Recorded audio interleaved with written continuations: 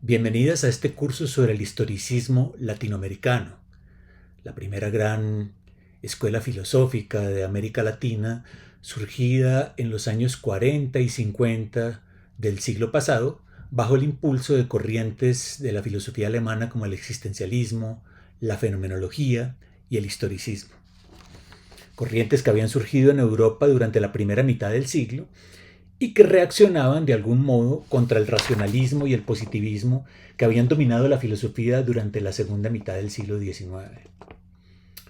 El gran catalizador de todas estas corrientes y que sirvió como canal para su recepción en América Latina fue el filósofo español José Ortega y Gasset, a través, por supuesto, de sus escritos muy leídos en nuestro medio, pero sobre todo a partir de la revista de Occidente que tuvo gran difusión en América Latina, de la cual era su director.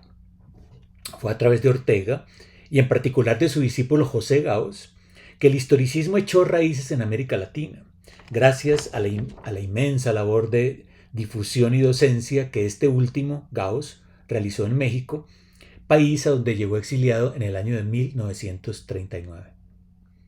Eran también los años en los que se pensaba que la civilización occidental estaba en crisis, sentimiento acrecentado por la catástrofe de las dos guerras mundiales, y en los que la intelectualidad latinoamericana comienza a preguntarse por el papel que tendría que jugar la región en medio de esta crisis civilizatoria. ¿Acaso América Latina forma parte del mundo occidental y caerá junto con él en el colapso surgido a partir de las dos guerras?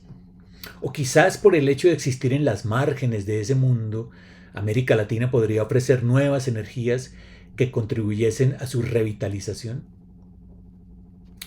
También eran los años en los que la filosofía como disciplina académica apenas comenzaba a dar sus primeros pasos en la región latinoamericana y en los que la filosofía alemana fungía como el paradigma hacia el cual debían orientarse todos los esfuerzos por normalizar la práctica filosófica en nuestras universidades. Fueron años, por tanto, en los que se dio un debate público muy importante en torno al problema de si América Latina disponía de una cultura intelectual adecuada y suficiente para el ejercicio profesional de la filosofía. El argentino Francisco Romero, una de las figuras más importantes de la filosofía universitaria en aquel momento, pensaba que ya existían en América Latina las bases filosóficas suficientes para ello, y refiere al trabajo de los que él llama los fundadores de la filosofía latinoamericana a comienzos del siglo XX. Enrique José Rodó, Barona, José Ingenieros, Antonio Caso, José Vasconcelos, Alejandro de Usta, Alejandro Coron y Carlos Vaz Ferreira. Ellos, los fundadores, son la raíz del actual proyecto de normalización de la filosofía en el continente. Otros filósofos, sin embargo, negaban categóricamente que en América Latina hubieran existido filósofos en el sentido riguroso del término. Quizás haya habido buenos ensayistas, literatos o escritores que hicieron uso de algunos filosofemas tomados de Europa, pero que adolecían de los mínimos estándares de rigurosidad académica propios de la filosofía. Así, por ejemplo, Ricieri Frondizi, profesor de la Facultad de Filosofía y Letras de la Universidad de Buenos Aires, en 1948 consideraba ridículo pretender construir una filosofía que fuese latinoamericana, sea por su forma o por sus contenidos. Cito: ninguna filosofía surgió como resultado de un deliberado propósito de realizarla. Descartes no comenzó a filosofar en actitud de francés o con el propósito de elaborar un pensamiento francés. Sin embargo, su filosofía es típicamente francesa. En nuestro caso, el afán deliberado e impaciente por tener una filosofía propia es el impedimento mayor para que surja tal filosofía. Y si alguna vez aparece una filosofía original en Iberoamérica, será porque sus forjadores no se lo han propuesto.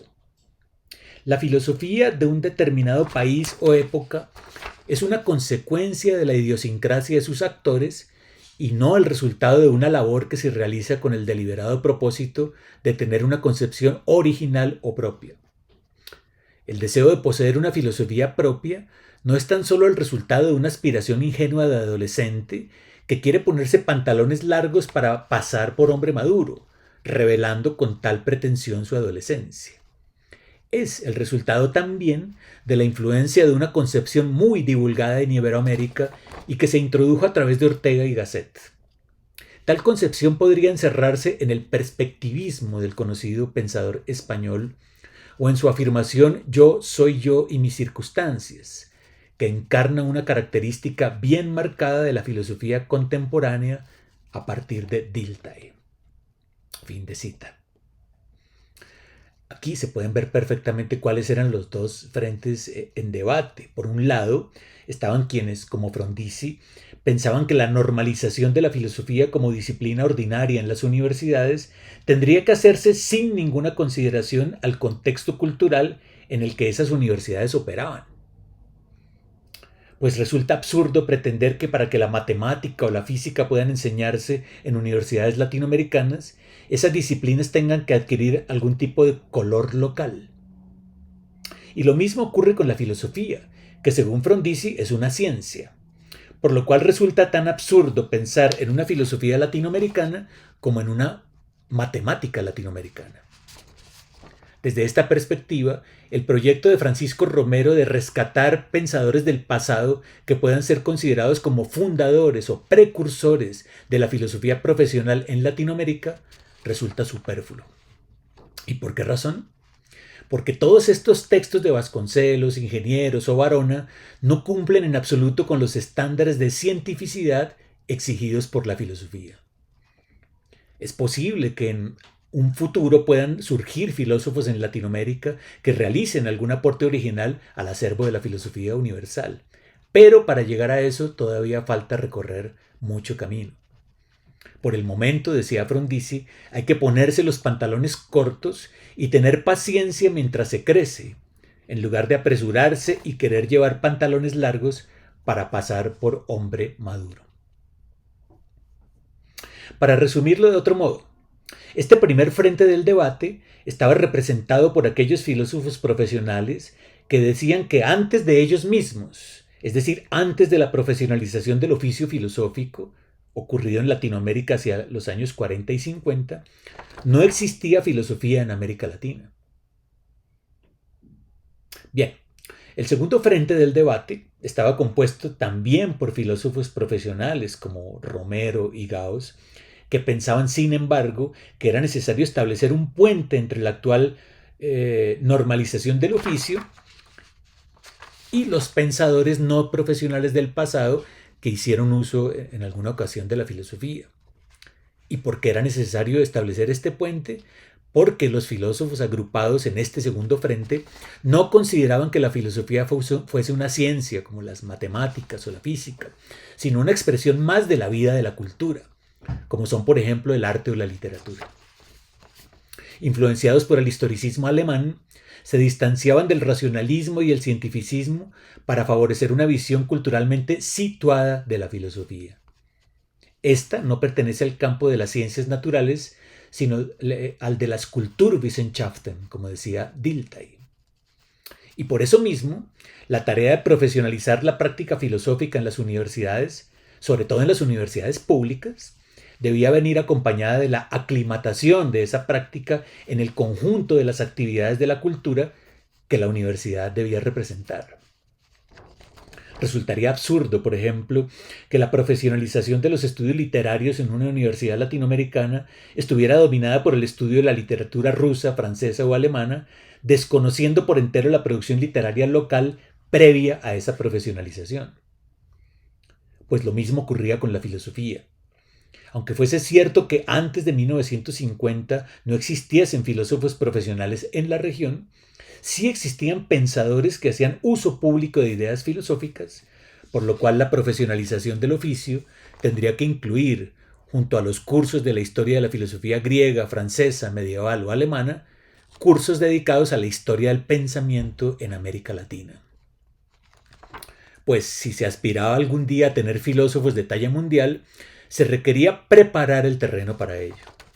No porque se aspirara a latinoamericanizar la filosofía o a generar una filosofía construida sobre categorías propias e inéditas para la tradición de la filosofía occidental, sino porque ningún gran filósofo o filósofa puede pensar en abstracto, en el aire, desligada del terreno nutricio de la cultura en la que ha crecido y estudiado. Este curso se ocupará entonces de estudiar los argumentos esgrimidos a favor de esta segunda posición en el debate de los años 40 y que se prolongó hasta los años 70 del siglo pasado. Lo hacemos no solo por creer que con ello estamos ofreciendo valiosos insumos para la reconstrucción de una historia intelectual en el continente, sino porque pensamos que aquí se formó toda una escuela de pensamiento historicista que tuvo muchísima influencia en la región. Me refiero al proyecto de la historia de las ideas, entendido, como lo hizo Gauss, como el intento de crear una tradición a partir de la cual pudiera surgir una auténtica filosofía latinoamericana.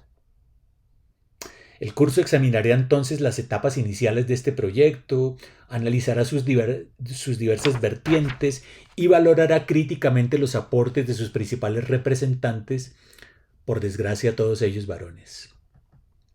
Comenzaré con los filósofos más vinculados al circunstancialismo de Ortega y Gasset, José Gauss, Leopoldo Sea y Arturo Ardao. Seguiré luego con aquellos filósofos más cercanos a la influencia de Heidegger, centrándome primero en algunos miembros del llamado Grupo Hiperión, como Luis Villoro y Emilio Uranga, para luego abordar la figura inmensa de Edmundo O'Gorman. Finalizaré con las discusiones más cercanas a los años 70, primero con el argentino Arturo Andrés Roig, quien propone una ampliación metodológica de la historia de las ideas, recogida luego por su discípulo Horacio Ceruti Guldberg, para finalizar con la magnífica síntesis de toda la discusión ofrecida por el filósofo peruano Augusto Salazar Bonte. Bienvenidas entonces a este curso sobre el historicismo latinoamericano y espero que lo disfruten.